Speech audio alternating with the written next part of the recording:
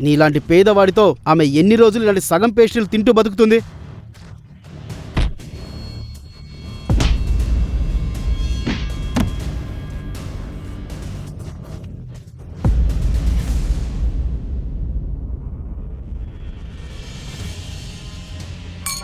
నువ్వు చేసింది కరెక్ట్ కాదు వైభవి.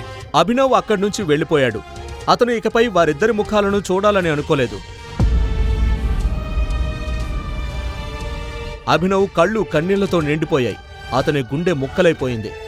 దేవేంద్ర వైభవిని ముద్దు పెట్టుకుంటున్న దృశ్యం అతను తాగే ప్రతి సిప్లో మాటిమాటికి గుర్తొస్తోంది.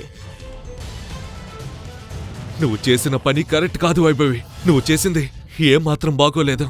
నా జీవితంతో ఆడుకుని పెద్ద తప్పు చేశావు. నన్ను మోసం చేశావు. అభినవ్ ఆ మోసాన్ని తట్టుకోలేక ఆ బాధలో మద్యం మత్తులో మునిగిపోయి రోడ్డుపైనే స్పృహ తప్పి పడిపోయాడు. ఈ ప్రశ్నలకు సమాధానాలు తెలుసుకోవాలంటే నెక్స్ట్ ఎపిసోడ్ వినాల్సిందే.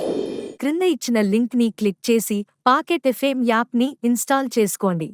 Stay tuned to Pocket FM.